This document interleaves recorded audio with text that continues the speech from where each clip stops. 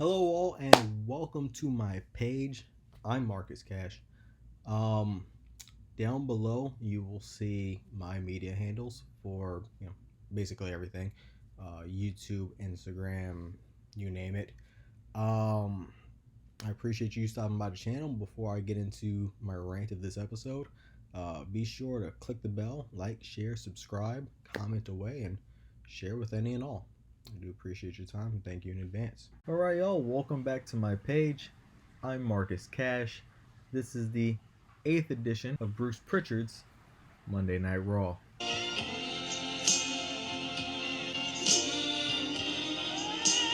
This episode, they're going to have technical difficulties throughout the show. This being including lights flickering on and off, microphones randomly cutting out. I do like that they're trying to be on topic in the moment and reflective of real life, real world things. So they're blaming this on local weather instead of just saying, there's a hurricane in season at the moment. But I do like that as an excuse. I find it coincidental and convenient or ironic that it happens on the same night that Shane McMahon is back and he has a new faction that he's bringing with him, as they so felt the need to explain on their website several hours before the show. I don't understand why they keep doing that. I guess for the ratings, but when nobody wants to watch because they already know what's going to happen, I don't know how that helps ratings. We start off with Apollo Crews. Guess who's back? Guess who's back? Guess who's back? Guess who's back? Guess who's back? Guess who's back? Guess who's back? Who's finally back. So I guess his coronavirus scare is, under wraps finally. He's going to take on MVP, and essentially we're going to have an undisputed United States champion. Apollo Crews is the incumbent U.S. champion. He didn't show up to Extreme Rules. MVP declared himself the winner by forfeit. He had the new version of the United States Championship made for him. So, belt for belt. And we're going to get one true U.S. champ. Now, the match itself, nothing major. Honestly, they've had a better singles match between them, the first time. What stood out to me, though, is that it was a better wrestling match for this encounter. They locked up collar and elbow, toward the beginning. MVP was using, some grappling skills that he's had developed from his time away, I guess. So that part was different. It was refreshing. Also, the lights. I mentioned the technical difficulties that they're going to use as an excuse to advance storylines. The lights in this particular match kept flickering on and off. Now, to his detriment, this greatly distracted MVP. He would be on offense, the lights would flicker, and instead of just continuing on offense, because the arena didn't go black, the lights were just flickering. Instead of continuing on offense, he would stop and look around all confused, and eventually, despite giving Apollo Crews a German suplex where he lands at least on his upper shoulders, right? Maybe head and neck area. Apollo Crews just rolls back out of after receiving the German suplex, and he just hulks up. And Apollo Crews goes and he muscles MVP up and to that toss, sit out powerbomb that he does, and Apollo Crews gets the win. Oh, and the release German right to the back of the neck, but Crews, no! Crews got back up! Look at the strength! Toss powerbomb! Which surprised me, honestly. I'd imagine with this faction of the Hurt Business and how much they're trying to push it, that they'd want to put the gold belts around them. But the push for Apollo Crews is still alive and well, and he walks off with both belts. He's going to officially retire the old title. He's going to hang it in his kid's room He's going to walk around with that new championship MVP head made. And I'm curious and interested to see where that goes and what becomes of that. Next up, we're backstage. We have a locker room dimly lit. We have a locker room door that's protected by one security guard. And the announcers state that the new debuting faction that they told us about several hours before the show, that they're going to be in this locker room, and that this faction is the brainchild of Shane McMahon. So they're doubling down.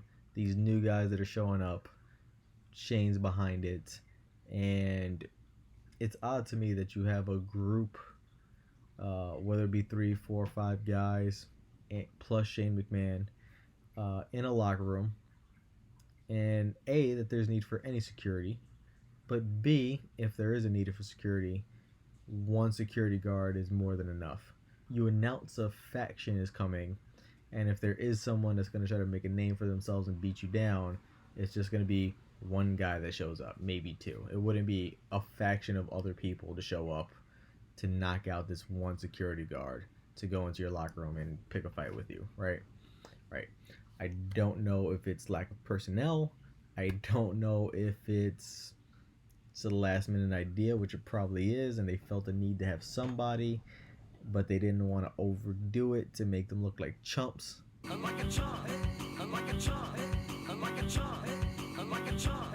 And have multiple security guards. I don't know what the thought process is here, but I feel like one security guard was just an odd choice. Next up, though, we're backstage as well. After the commercial break, we have Bayley, we have Sasha Banks, the two women power trip, the women with all the gold in the women's divisions. They unveil another one of these truly fantastic movie preview-esque kind of highlight reels that they've been doing lately. Don't you just love going to the movies? It shows their triumphs. Very splendid. At the end of it, though, after I'm sitting here enjoying, because I don't like Bayley at all, and I am over Sasha Banks placating to Bayley. I think Sasha Banks is the bigger star. I think she should be doing her own thing. I think we should not be having a storyline that stretches out 3 years or however long it's been. But at the end of this movie preview thing, we have Asuka, who just appears, and she's in front of some green wall, and she states that revenge will be sweet. She doesn't come off as being a part of the video, but she doesn't seem like she hijacked the truck for after the video to just pop up. So, a little weird timing-wise, but she shows up, she says her line, camera cuts back to Sasha and Bayley, and then Shayna Baszler decides to walk into the picture here. And essentially, Shayna Baszler wants to jump the line. She doesn't want to battle Nia Jax for number one contendership, I'd imagine. So she decides she's going to pick a fight with the champ. So she punches Sasha Banks in the mouth. Or maybe a forearm, rather. But she picks a fight with Sasha. Sasha's got to accept the challenge, right? So I like it. I find it weird that, or interesting maybe, that they do this right after the Shayna Nia Jax thing last week. But I do like Shayna in the title picture by any means necessary, so I'll take it. So then backstage, we have Kevin Owens, and he's looting through a large bin with ice and beverages, and he's trying to find a beverage to drink. I guess they don't do vending machines right now with the pandemic. They just do complete open bins with a bunch of bottles of beverages that you can touch all of them and pick which one you want to drink. I'm sure that's the proper way to do things right now with the pandemic. As he's searching for his beverage, so the Iconics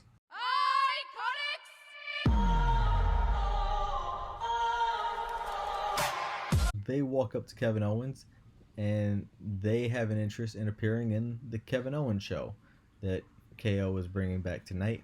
And Kevin Owens would be so lucky to have the Iconics as special guests for his show.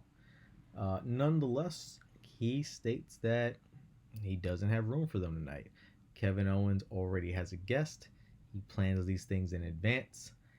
I like the tongue-in-cheekness. I don't know if it was intentional, to how spur of the moment, last minute WWE is with all their shows, particularly Raw. But to have Kevin Owens state that he plans his guests in advance and he doesn't fly by the seat of his pants, I like that. Touche, Kevin. He comes out to the ring. He's hosting the Kevin Owens show pretty much immediately after that. And he introduces his guest. It's going to be Ruby Riott. And they talk about how emotional Ruby Riott was to get her first win since February, they say. I honestly think it's a lot longer than that. It feels certainly like a lot longer than that. I believe it was 20 plus matches in a row she had lost. But they talk about her sentiments, how she felt about getting her first win in a long time, and her attempts to reconcile with Liv Morgan. It's time to move on, so let's move on. Okay, fine, but I gotta say, technically, I didn't even do anything wrong. I'm sorry. I guess this spurs a Jerry Springer-esque moment for Kevin Owens, who jumps out of his seat the second he hears Liv Morgan's name. Because guess who's here? Liv Morgan is here. Guess who's back? Guess who's back? Guess who's back? Guess who's back? Guess who's back? Guess who's back? Guess who's back? Kevin Owens has convinced Liv Morgan to show up for work, come back to Monday Night Raw, confront Ruby Riott, and so she's Liv's on her way to the ring. And Ruby's been trying so long to get a hold of Liv Morgan, so Liv's gonna give Ruby a chance to say what she's got to say. Out with it, spill it, let's hear it. Liv's not really gonna give too much. She's just gonna kind of stand there and listen and take it in and proceed from there, right? So Ruby, she shows some emotion. She shows some character depth for once. And I like seeing a bit more out of Ruby. I don't think it fits her character, but I think it's interesting if you're going to tweak her character. It also did set up nicely for the Iconics to come out to the ring and interrupt the Kevin Owens show. And obviously the Iconics have been talking Ruby down. They've also been talking Liv Morgan down, even though she hasn't been there. And essentially the idea here is, and correctly so, the Iconics are better than the Riott Squad. So this creates an enemy of my enemy is my friend kind of situation, or is my friend again kind of situation. So after the Iconics challenge the Riott Squad any place, anytime, including right now, and they both slap Kevin Owens, which I still have some mixed feelings about because I'd like them being friends more so than Kevin Owens and the Riott Squad being friends. Kevin Owens gets double slapped by the Iconics. He asks for a little help from the ladies. The Riott Squad jump the Iconics, and we're gonna have a tag team match. Insert Teddy Long clip. It was a bad match. Let's just call it what it is. It was a bad match. I love the Iconics. I like Ruby. I want to give Liv Morgan a really long leash because I'm intrigued by her character work. But this was a bad tag team match. And I'm just going to skip to the end here. Liv Morgan gets the win on Billie Kay via Schoolboy with a deep hook. But she gets the Schoolboy win. And Billie Kay is shocked. I'm personally appalled. I've stated before. I'll say it till I'm blue in the face. The Iconics should never lose a match. Ever, ever, ever, ever, ever. Literally, ever. Literally. Riott Squad gets the win. They leave the ring together, holding the ropes for each other. And they kind of have this moment where they're like looking at each other, almost staringly, at the base of the ramp. And it seems, if they're not reunited, things are at least amicable between the two. You want to hug it out? No, not really. Let's hug it out. So I like if they're gonna bring them back together. I find it interesting that it's not gonna be pink hair, blue tongue Liv following punk rock Ruby Riott. It's gonna be blonde, sex appeal Liv Morgan with green hair, sometimes green braids Ruby Riott, who's also friends with Bianca Belair, apparently. So a lot of moving parts.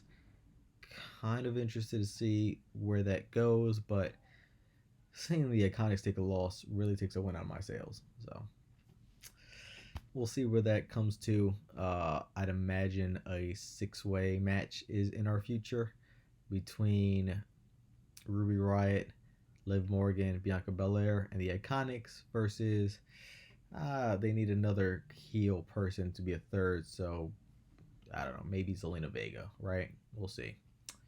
Anyway, backstage we have Charlie Caruso, who was super busy tonight. Literally.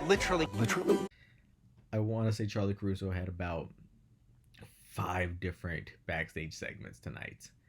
It was nice to see. It definitely gave a little more of a sports feel where you're cutting to your backstage journalist. The only one that really has any name value, I mean, I know they have Sarah Schreiber, but I just learned that name so recently.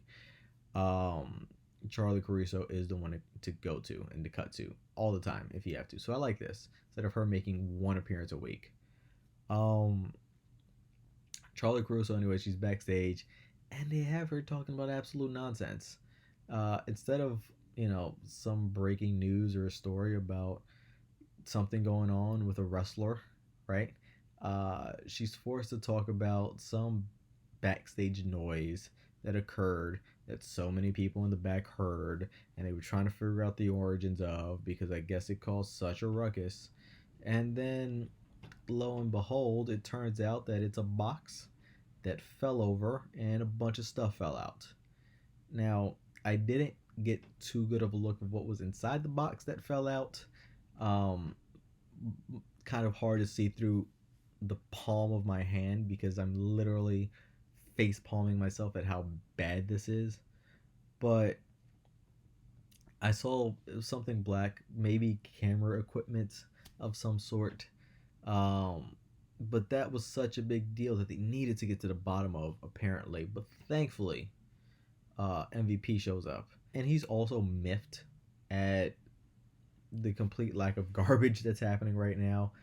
He doesn't understand why Charlie Caruso is giving a backstage update about random noise in the back, particularly when, in MVP's opinion, MVP was robbed of the United States Championship with the shenanigans with the flickering lights and who's behind it. And it's convenient that this happens on the same night as, Shane McMahon and his new faction are showing up. But MVP is pleased to hear that Charlie Caruso was going to reach out to him next after this important backstage noise story to inform him that Apollo Crews has accepted MVP's challenge that he asked for after his loss for a rematch for the championship at SummerSlam. Now, MVP's mood is improved for about 2 seconds, maybe 3, because then comes Shelton Benjamin on screen, who informs MVP that somebody has stolen his 24/7 championship. Now, we should be so lucky because Shelton Benjamin is better than the 24/7 championship, always has been. But B, also, you're the champ. That championship is typically on your waist or on your shoulder. So where and how did it get stolen? By who? Now, given the assumptions about who's debuting tonight in this new faction with Shane McMahon, I would be led to believe that it's somebody from this group who just up and took the title because it's a 4th title that they can be running around the company with. So, assumptions. So then we get Drew McIntyre coming out to the ring, and he sets to cut a promo tearing down Randy Orton. Randy Orton gives it about half a second, and then he comes out to ringside area. And interesting point of note is Ric Flair is here. Guess who's back? Guess who's back? Guess who's back? Guess who's back? Guess who's back? Guess who's back? Guess who's back? And he's back. The plus 60-year-old who was written off of television to keep him protected from the pandemic, who shouldn't have been around during the pandemic in the first place, has somehow convinced people to let him show back up on Raw and expose himself to 100 plus people in the backstage area. Because Randy Orton needs Ric Flair behind his shoulder. I don't get it. I love seeing Rick on TV, don't get me wrong, but it's not needed, and I'd rather Ric Flair be safe. I'd like him to live long enough to somehow, for whatever reason, run into me so I could have that selfish moment. So let's keep Ric Flair at home for now. Anyway, they're going back and forth. It's not a shoot promo. They try to work it like it was a shoot promo. Props to them. They did it fairly well. Like, if you didn't know any better, you'd say, oh, okay. Essentially, though, it highlights Drew McIntyre got fired because we're going to beat that narrative to the ground. But then he turns and goes, Randy Orton should have been fired many more times, much quicker, so long ago, for all the things that he's done. And he's got a point. Randy Orton has been rather wild and probably should have gotten himself fired a long time ago. But he was protected by Triple H and by Ric Flair and yada yada yada yada, his father, his grandfather, etc. And Randy Orton agrees. He goes, yeah, I should have been. But the reason I never was is because Randy Orton is more valuable to the WWE than Drew McIntyre ever was. And then he goes on to say, and that's the case, then, now, and forever. Rock and Austin can't hold a candle to my resume, to my longevity, my consistency, to my accomplishments, my accolades, and my title reigns.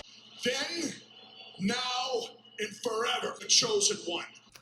Which I love. Randy Orton being the face of WWE, using the WWE tagline, then, now, and forever, I think is a fantastic touch. Him being the egotistical a-hole, acknowledging, yeah, I'm privileged, yeah, I should have been fired, yeah, I've got opportunities that nobody else does. I think that's awesome. I think that plays very well into him being the smug, pompous heel, and I'm here for that, especially because he can back it up. It's a nice touch. I feel very weird that I'm rooting for a Randy Orton world title win, particularly in 2020, but here we are. That segment ends. Nice little hype promo for the SummerSlam title match. Not the last we're going to see of Ric Flair tonight, though, because backstage after this, Ric Flair walks up to Kevin Owens, and he gives Kevin Owens sound, sage advice. Kevin, stop being a guidance counselor to everybody. Stop being worried about everybody else's stuff. You're worried about Ruby Riott and her friendship with Liv Morgan tonight. You've been worried about Rey Mysterio and Dominic and Aleister Black and anyone else that's involved in the Friends of Mysterio storyline. Like, stop it. It's not a good look for you. It's an odd fit for your character. But more importantly, that doesn't help you win world championships. So focus on yourself. Get back to being the badass Kevin Owens. Throw everybody under the bus if you need to, and go win yourself some world titles. I'm thinking maybe you're turning into too much of a guidance counselor. Too worried about helping the other kids rather than taking care of yourself. And I agree with this. That was the best Kevin Owens. The fight anyone, fight everyone no one is safe. Maybe Sammy, I guess. I do enjoy them together. Particularly when Sammy, he admits to the fact that Kevin Owens is the world title star in that tandem. Then maybe Sammy can go get the secondary belt, or they can together get a tag team thing going. But aside from that, like, everybody should be a target in Kevin Owens' path. So he gives him this sound advice that Kevin Owens should have known already. And Kevin Owens takes it the wrong way. Instead of wanting to get up the card, he's more interested in being a better locker room leader now, apparently. Yuck. He goes on to challenge Randy Orton to a match next week through Ric Flair because he's so against this positive career advice that the 16-time world champion is trying to give him. Kev, I'm a big fan, but like, I get it from a heel face perspective, it worked, but Kevin Owens shouldn't be a face in the first place. So it's weird. I know they don't have enough faces. Somebody's got to be a face. There's just so many people there that work better as heels, that they're force fed into being a face, and it's an awkward fit, and it doesn't really work. It's passable, but it doesn't really work. We're gonna have another segment before we have another match here. We're gonna have Nia Jax. She's backstage for a second with the guy she beat up last week, that WWE official. But she's in the ring, and she's with this official, and they named this WWE official Pet Buck. And that's interesting to me because they don't generally name WWE officials. Like, if it's a former wrestler that we've seen before, sometimes they'll mention Jamie Noble, Dean Malenko, Arn Anderson, Shane Helms, right? Whoever you've seen before actually wrestle Joey Mercury. That's this backstage official. Never seen Pat Buck in a match anywhere before. Apparently, he had tried to be a wrestler and failed. I don't know if he was in NXT and failed, or what the case may be. I don't know how that turned into him becoming a WWE official. But anyway, he's a WWE official. His name's Pat Buck. We get a name. That's a nice, interesting little tidbit they threw in. For me, keeping score at home, it was different. Oh, that was different. So they're in the ring, and Nia Jax is supposed to apologize to Pat Buck for kicking his ass last week and, making him look like a complete chump. Like a chump, like a chump, like a chump, like a chump.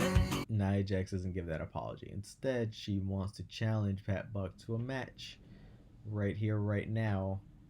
The failed wrestler who doesn't wrestle now, who's an official, Nia Jax wants to challenge to a match.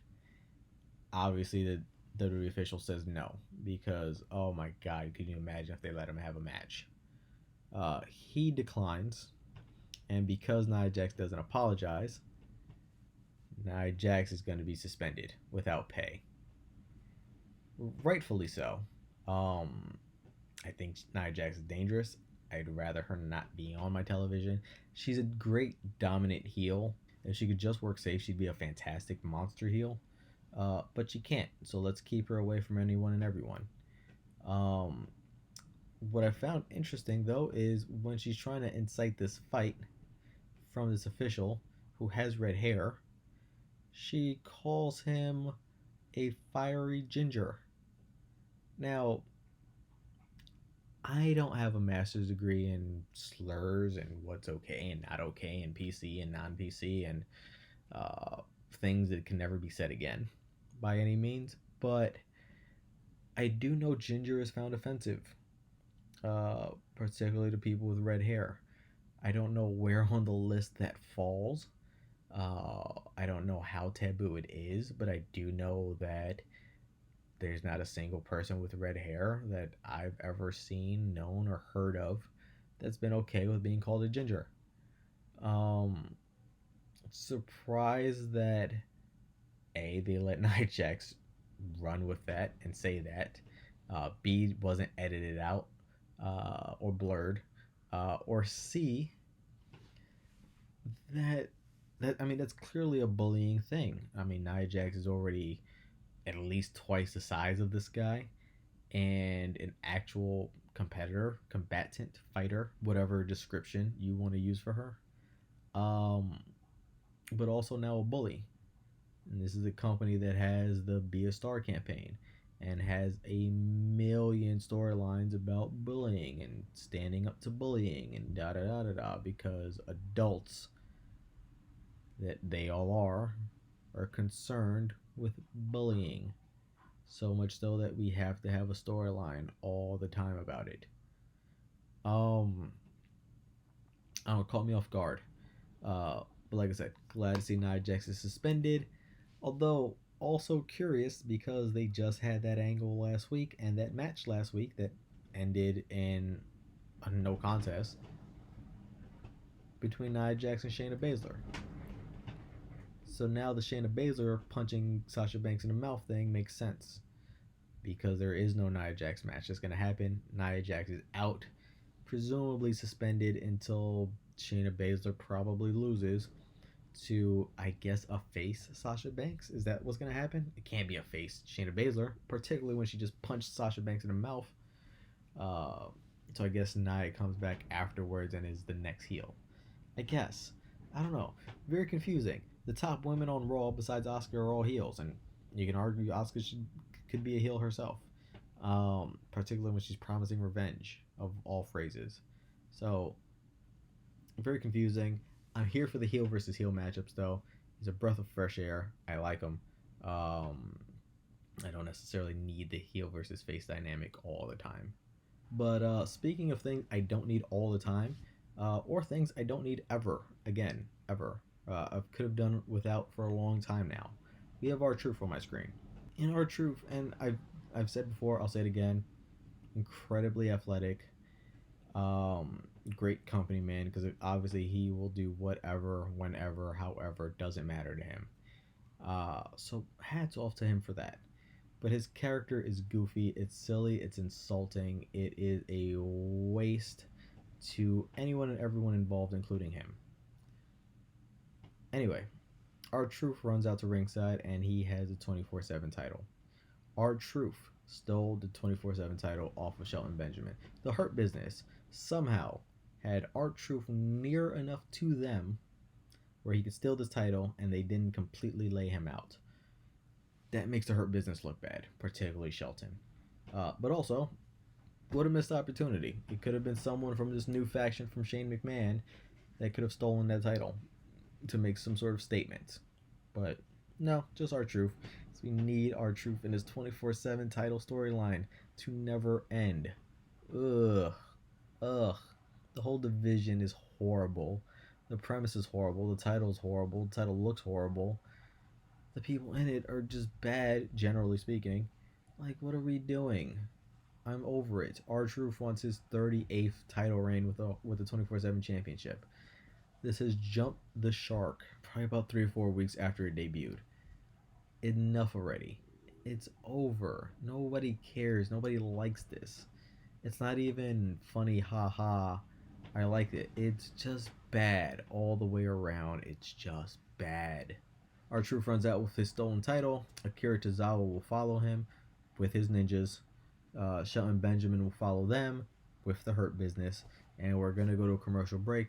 But apparently, we're going to have a triple threat match for the 24/7 title. I also don't understand this. I don't understand how we're having actual in-ring contests for this 24/7 championship that can be defended at any time, any place.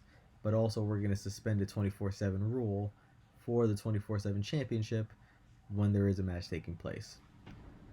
If you're going to hold a contest for the 24/7 belt, assuming you have a champion that's always ducking and hiding or whatever, and you have to give some sort of fair shake and put him in the ring to actually defend it at some point,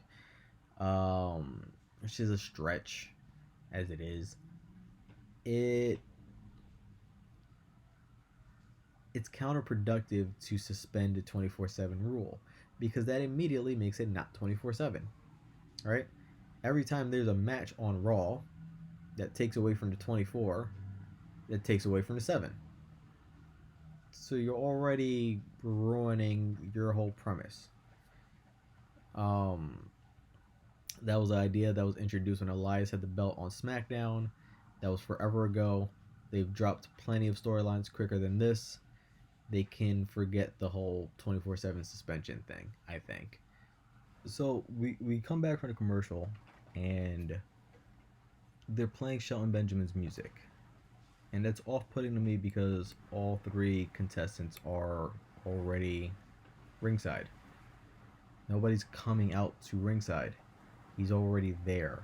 I don't understand why when they're still playing someone's music from when they come out and then they come back and the music's still going. That's already weird. Especially if you've ever seen the actual footage of what happens when they cut a commercial, when they cut the music off, but then they cut it back on when the lights come back on for them to come back to TV. Particularly when there's no fans in the first place to do that for. But they're playing Shelton Benjamin's music. I assumed it's because he was a champion and he gets to have his music played. But then afterwards, they play R-Truth's music, who has the belt on his shoulder and is hiding somewhere behind the barricades for him to come into the ring. There's zero need to play R-Truth's music in this situation. There's zero need to play Shelton Benjamin's music, but less than 0% reason to play R-Truth's music after. Turns out, though, it was to give them an opportunity to plug R-Truth's new game show on the WWE Network, where R-Truth is a game show host that asks random questions to superstars who have nothing else to do but be on a game show with R-Truth. No one cares! I didn't get it. I hate this whole division. Naturally, I'm going to hate this match. Shelton Benjamin looked pretty good in it. Akira Tozawa had a nice little spin kick in it. Glad to see he can move just the same in his ninja outfit as he did in his basketball shorts that he had before. Pretty quick contest that mercifully ended. It had a screwy finish, though. Shelton Benjamin hits his pay dirt finisher on R-Truth. You'd imagine he'd just go get the win and get the pinfall, but ninjas show up. And they didn't verify this, but you can almost assume that these ninjas are Cedric Alexander, Ricochet, and Mustafa Ali. Particularly the ninja that jumped in the ring and did the same handspring off of the ropes that Cedric Alexander does all the time. It's one of the 5 moves he's allowed to do.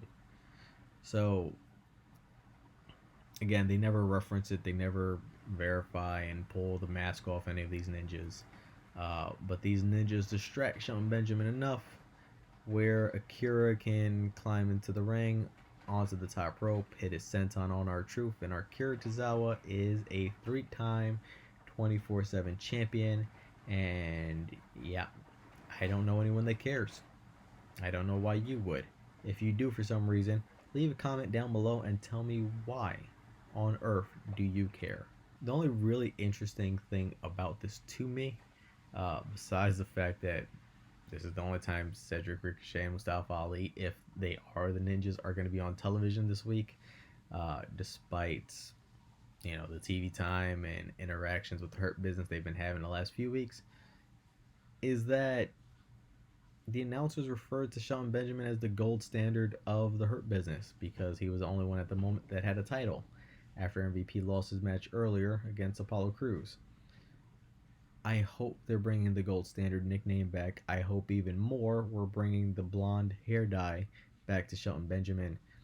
And hopefully that leads to him bringing back his Ain't No Stopping Me Now theme song. Those were all classic and fantastic and never should have changed when he came back to the WWE in the first place. I get he wanted to be more serious, and he does power bombs and more power moves now versus just the super athletic stuff he did before. But it was a really good character, very interesting, and I think that's something that they can run with again. So we cut to the back, and there's this ropeless ring mat that's back there, and there's 2 guys grappling on it, and there's a bunch of guys not socially distant that are around the mat, just slamming on the mat, making a bunch of noise. And Shane tells us that he's bringing Raw Underground to Monday Night Raw at 10 o'clock, which is the start of the third hour. Now, immediately, I'm assuming this means that they're going to shorten Monday Night Raw to 2 hours and do this offshoot new thing within the third hour, this underground fight club thing that Shane has going. That's my assumptions. Don't really know what to make of that. It's giving me big time Brawl for All vibes, so I'm a bit hesitant at the concept. Now Shayna Baszler comes out next. The Queen of Spades is here, hitting you with a hard dose of reality. And they added extra sound effects to her theme song.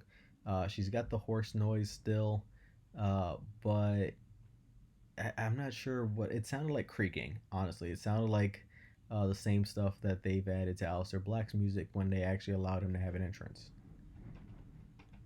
But she comes out and she's going to take on Sasha Banks right now. And this is another example of an immediate payoff that they're doing from an angle earlier in the night. The other example I could think of also included Shayna Baszler with the Nia Jax thing. So I'm not sure if this immediate urgency is going to be a Shayna Baszler specific thing. But I'm here for it. I like it. It's a lot better than, oh, you guys have an issue right now. Let's calm our heads for a whole week and then deal with this next week. I kind of like the immediacy that this brings. So I approve either way, whether it's Shayna specific or not. Hopefully it is Shayna specific and she's just such a badass that she doesn't wait for anyone. I think that'd be a wonderful element to her badassery. Now, this is a very good women's match. Honestly, could have been a pay-per-view-esque match overall. There was selling, there was logic, there was working the arms of Shayna Baszler. So, I liked it. It was a lot better than what I'm used to seeing on Monday Night Raw. But it had a completely screwball finish. So, essentially, Shayna and Sasha Banks knocked each other out, kind of, with, dueling kick at the same time. And this allows Asuka, who promised to seek revenge, if you remember from earlier in the show. Asuka runs down to the ring and she assaults Bayley. Bayley being Sasha Banks' best friend, who's typically at ringside, outside the ring. Asuka attacks Bayley and they ring the bell. Again, Asuka runs out to ringside, so she's outside the ring. She assaults Bayley, who's also outside the ring and not a part of this match. Both of them are outside. Neither one comes into any contact whatsoever with Sasha Banks or Shayna Baszler, who are actually in the match, and they ring the bell. Furthermore, they don't announce what the decision is. They don't say it's a no contest. They don't say it's a draw. They don't say it's a disqualification for whatever reason. They just ring the bell, and that's the end of the fight, even though the outside scuffle had nothing to do with the match. The hell was that? It's lazy, it's cheap, it's insulting, it's illogical. It just doesn't make any sense why the bell would ever ring because somebody started a fight with somebody else outside the ring when you've had other matches that had people run literally inside the ring and distract a participant in a match, and the match doesn't end in a disqualification unless they specifically touch one of the wrestlers in the match. They've seen that happen. They've done it. They've done it with Bayley in a Sasha Banks match not too long ago, where she just ran in the ring and distracted and then rolled back out. No disqualification. It was just a hapless distraction that led to, that team, Bayley and Sasha, winning the match. So I don't understand why you would ring the bell here. I get that it protects both Shayna Baszler and Sasha Banks, because neither one of them technically loses. But again, it's just completely silly, and you could have had Sasha maybe get hit in the head for leaning through the ropes, trying to see what's going on with Asuka and Bayley. Maybe Asuka reaches up and punches Sasha, and boom, you've got a disqualification. Sasha still keeps her title because the title can't change hands on disqualification. Shayna Baszler didn't technically lose. That could have been just a much better way. Granted, that's a cop out also, but it could have been a much better way than the hell with this match, just because I felt like it now. After the commercial, though, Charlie Caruso, busiest woman on the show tonight, she comes to the ring. She wants to interview Asuka about Kairi Sane, who got her ass kicked last week, to the point that she randomly yelled out Asuka, of all things, because she assumed that there was a cameraman nearby, or was still coherent despite the ass kicking to see the cameraman, and thus called out to Asuka to abandon her championship match during her match where she had the upper hand, so she could run to the back and get counted out to save her. Yeah, it was bad then, it's bad now, it's worse every time I think about it. But then Asuka challenges Sasha Banks to a rematch, and that's the point of the promo. Kairi Sane is gone, enough of that, we're done talking about that. Asuka wants a rematch with Sasha Banks. She wants it for the title. And Shayna Baszler steps in the ring. You might remember her. She was just in a match that was pretty good, that had a complete non-finish of a finish. But Shayna steps in, and Asuka's expecting them to come to blows because, well, you know, they have that history, and they are a fantastic pairing to go up. And, you know, one's a face and one's a heel, so it kind of works. But Shayna steps in, and I'm surprised and relieved that they didn't make Shayna just disappear. But she states that she doesn't want to fight Asuka at the moment. And instead, Shayna is rooting for Asuka to beat Sasha Banks. Say that 5 times fast. For the Raw Women's Championship. Because Shayna Baszler wants to fight, defeat, and dismember Asuka for the Raw Women's Championship instead of Sasha Banks. Now, granted, I feel like that puts over Asuka, because maybe she feels like Asuka is a better competitor and would be the better fight for that match, but it kind of, you know, dumps on the champion Sasha Banks. If anything, you should have a feeling of unfinished business with Sasha Banks, because your match just ended for absolutely no reason a few minutes ago. So, I don't know, but not the worst thing in the world. Certainly a lot better than what happened next. So they're in the ring and they're having that moment, and Sasha Banks and Bayley come out, and Sasha Banks accept Asuka's challenge for a shot at the Raw Women's Championship at SummerSlam, I'm assuming, but it's on the condition that Asuka first beats Bayley next week. And this is Sasha Banks pulling a Bayley move on Bayley, and it's long overdue.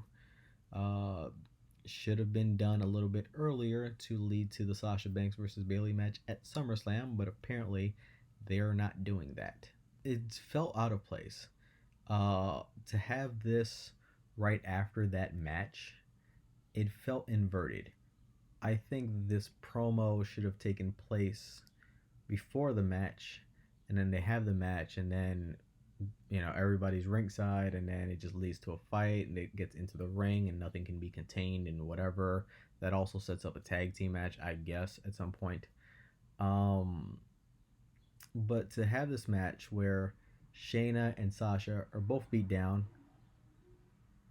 and they're both hurting, and they're both having their arms area worked, so it just felt weird and out of place. Sasha Banks and Shayna Baszler were both somewhat hurt in this match.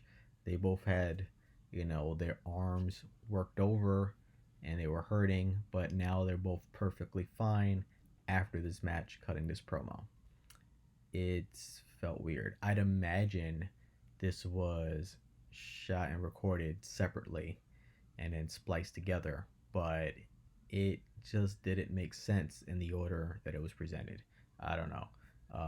I've been in some fights before, and I've had body parts that hurt that didn't recover a commercial break later, where I'm just fine and I can do things with said body part, like lifting the title over my head despite this arm just being worked over for minutes on end before that.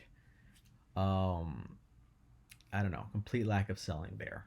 We're at the 10 o'clock mark, and Raw Underground is up now, and apparently, like I said, Raw Underground is going to be WWE Fight Club, and it's going to be hosted by Shane McMahon, and it's going to have dancers a la the Nitro Girls, except they're not in cages, Extreme Expose, except they're not stripping. Anyway, they have 3 dancers just on the side, just dancing, just being completely not with the times at the moment. Not that I'm complaining, but definitely a venture off from anything they've been doing since they've been PG. So on the mat, we get our first look at Dava Kato, or Dava Kato. I don't remember how it's pronounced. No explanation for this guy other than he's allegedly 7 feet tall and 360 pounds. And honestly, he just looks like a guy that has size but couldn't gather the wrestling skills needed for him to be put in the ring. A lot of raw untapped potential is the best that I can see from this guy. Shane promises that there's more to come. I'm a little disappointed that Shane's new faction is going to be involved in this Fight Club thing, but I don't know.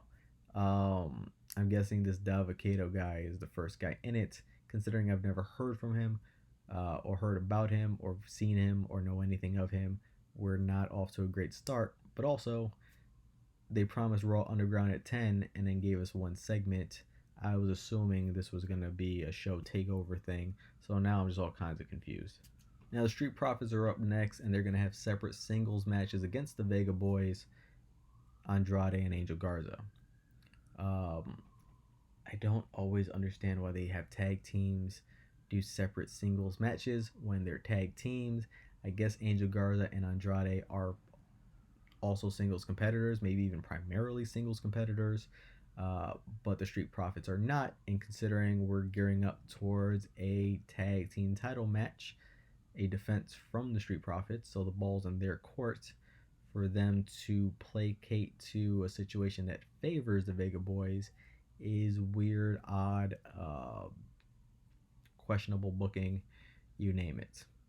But nonetheless, Street Profits, they come out, they cut a bad promo. It was honestly just a bad promo, at least in comparison to their usual work.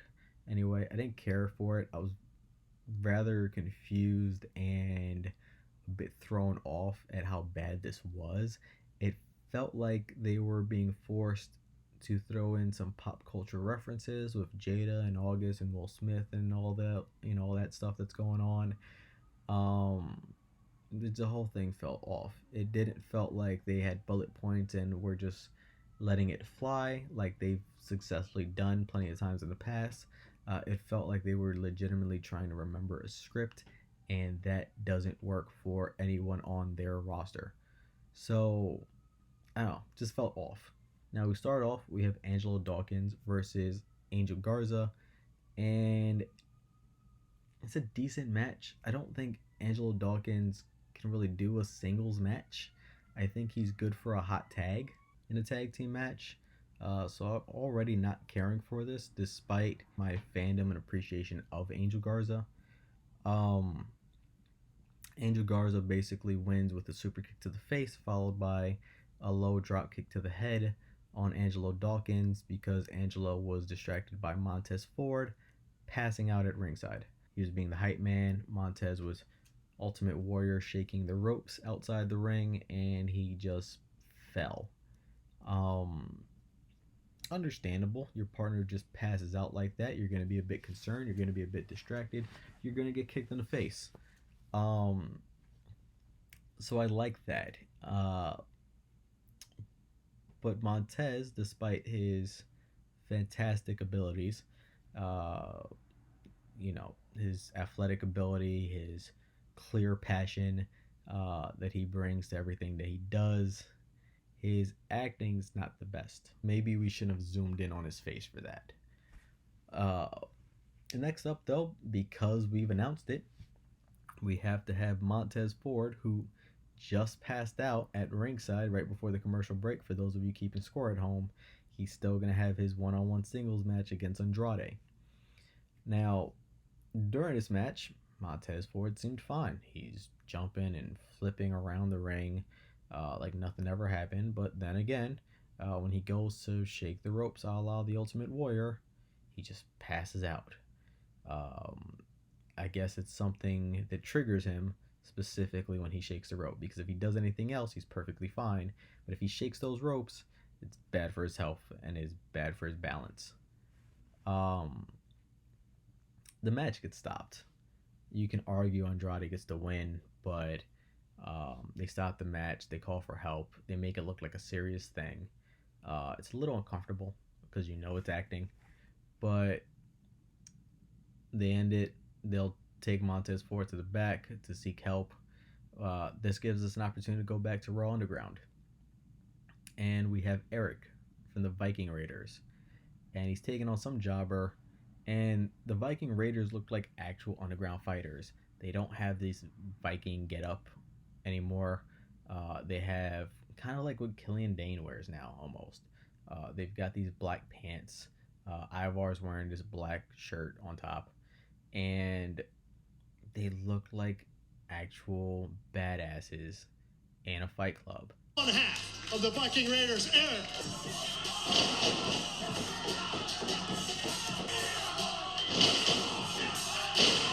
That was sick. That was sick. No face paint, no goofiness, no silliness.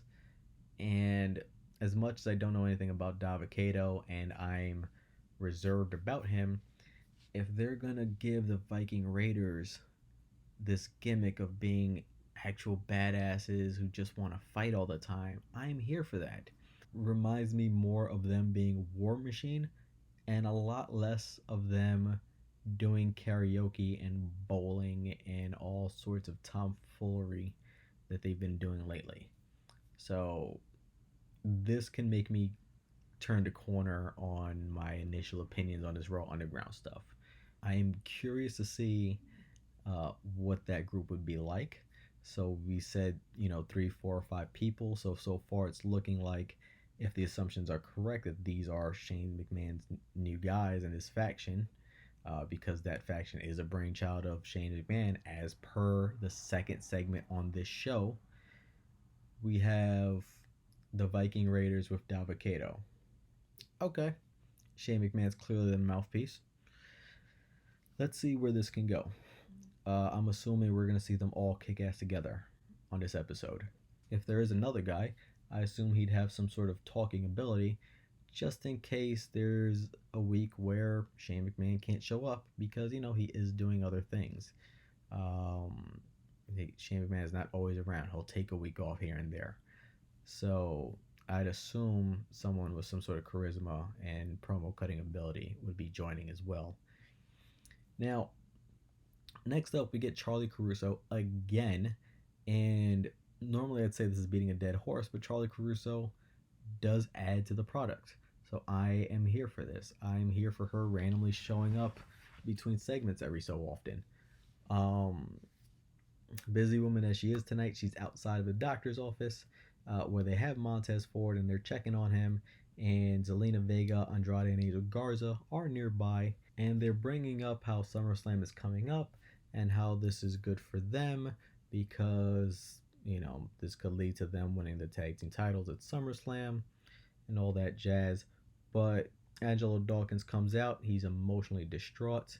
The doctors believe that Montez Ford may have somehow been poisoned, and he believes that Zelina Vega, Andrade, and Angel Garza are behind it, particularly Zelina Vega because she's the mastermind of the operation. Bianca Belair comes out because, remember, she is the wife of Montez Ford, and they're acknowledging that on television, which is a refreshing breath of fresh air. And she also believes Zelina's behind it, but she is a lot less calm than Angelo Dawkins is about it. She's here for the fight right now. You can't whoop me. They need everyone that just happens to be nearby to break up this fight. I don't know if they're backing off of a tag title match between the Vega Boys and the Street Profits. I don't know if they're going to turn this into a 6-person tag. I don't know if this is going to be Angelo Dawkins and Bianca Belair versus Zelina Vega and either Angel Garza or Andrade. Remember, there's also that dynamic where Bianca's now friends with Ruby Riott, who's now friends with Liv Morgan, who have the issues with the Iconics, so Zelina Vega kind of fits there also. Throw in the Vega Boys, throw in the Street Profits. I can really see a super mixed 10-person tag coming up in our immediate future. Maybe after SummerSlam, but I can see it happening, and if it does happen, you know where you heard it first. Now, we're going to cut back to Charlie Caruso because her screen time was interrupted outside the doctor's office. So we're going to give her another segment, and she's walking up to the Hurt Business, MVP Bobby Lashley and Shelton Benjamin, and she wants to talk to them about their failures tonight. Kind of a jerk move there, Charlie. Out of the 2 matches Hurt Business had tonight, they both lost. Both of them resulted in the loss of titles, one official, one unofficial. But the Hurt Business finds tonight's technical issues happening on the same night as Raw Underground to be a weird coincidence, maybe even a conspiracy. So the Hurt Business are going to go to Raw Underground right now, but really tonight. We then next see Seth Rollins and Murphy. They're backstage, right? And Murphy, he's watching a video of what he did to Aleister Black, injuring his eye, writing him off of television. And Murphy seems dismissive of Dominic Mysterio's challenge to Seth Rollins for a match at SummerSlam because he has a common sense, logical wrestling brain, and he understands that Rey Mysterio's son, Dominic, is not a wrestler and doesn't belong anywhere near the product right now, but also shouldn't be challenging one of the top guys on the show in his first match. That makes sense to me. That makes sense to most people. But I'm not writing this. So they come out, and Seth Rollins' first order of business is to address Tom Phillips, because Tom Phillips sounded so gleeful in reaction to Dominic Mysterio hitting Seth Rollins with a cane last week. He's accusing Tom Phillips of not being unbiased and thus swaying the audience in a particular direction, which is detrimental to the greater good of Monday Night Raw that Seth Rollins is trying to bring us to. All that I am trying to do is lead Monday Night Raw to a brighter future. So Rollins sends Murphy out to go get Tom Phillips.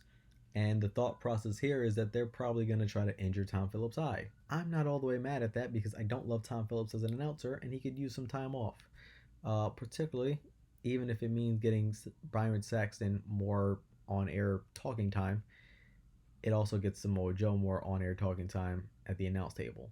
So I'm kind of here for that.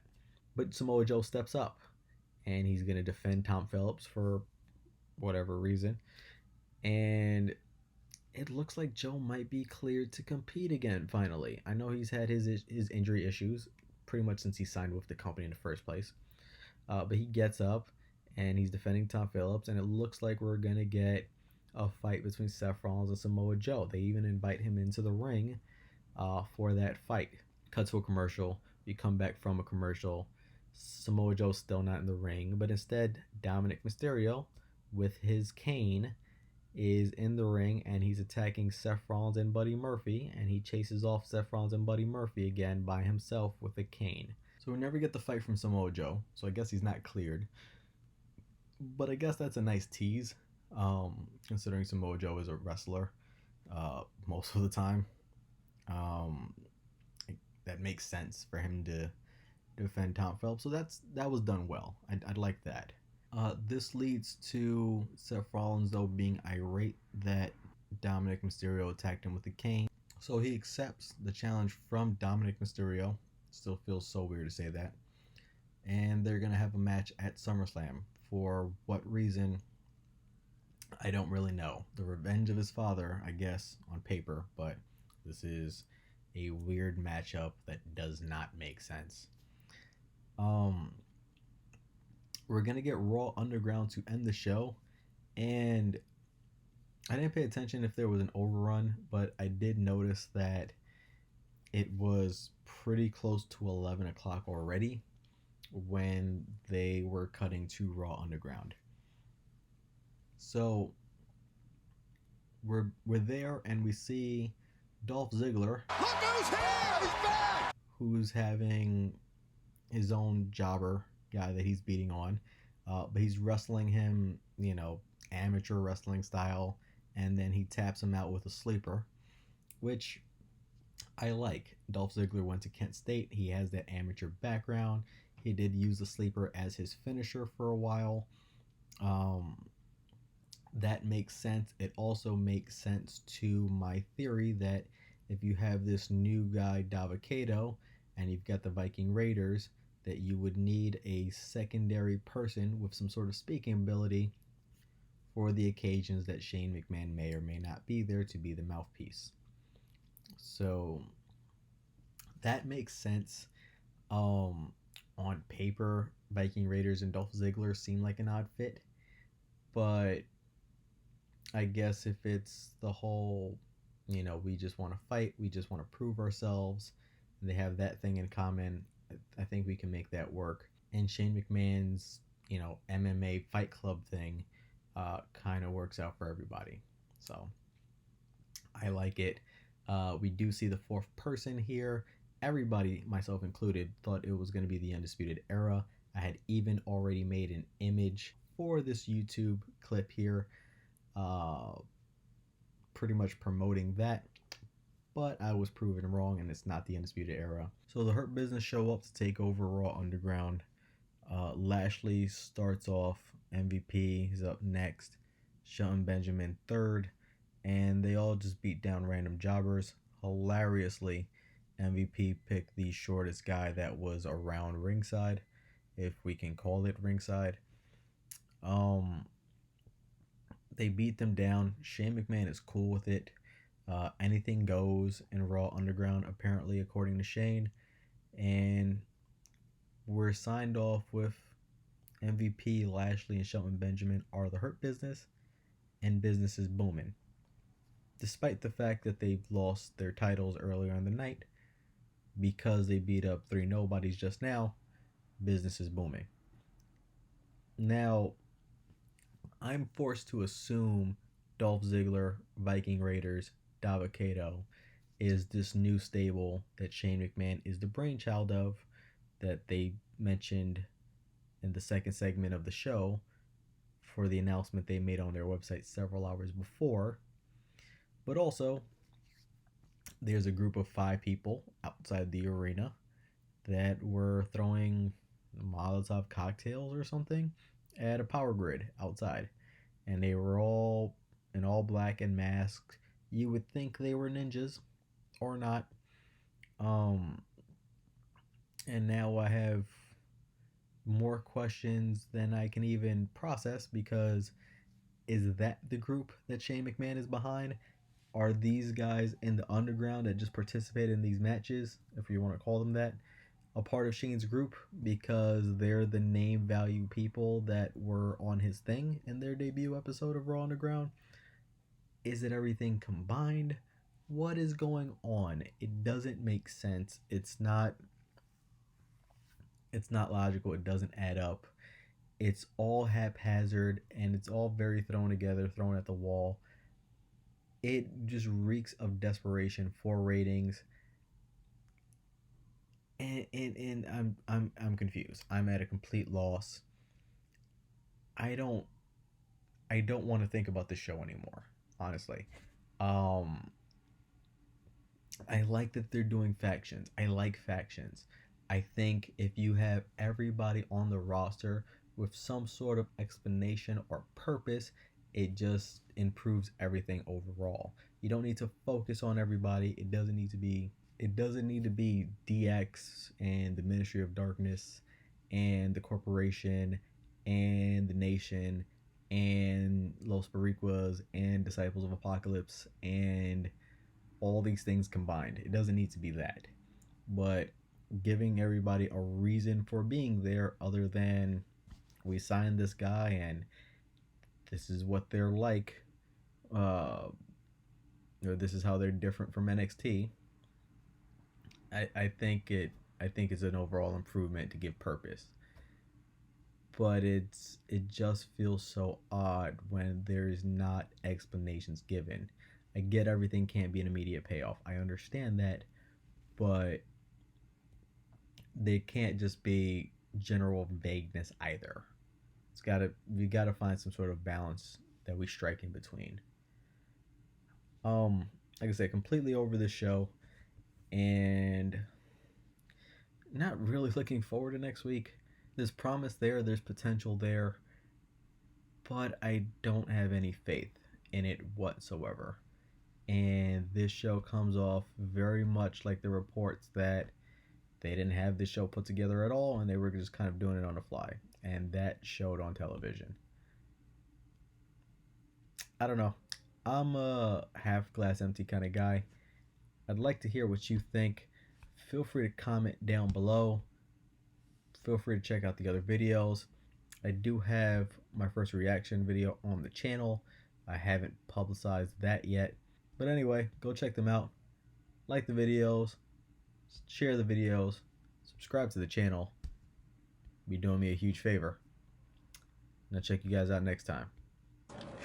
Ain't nobody got time for that.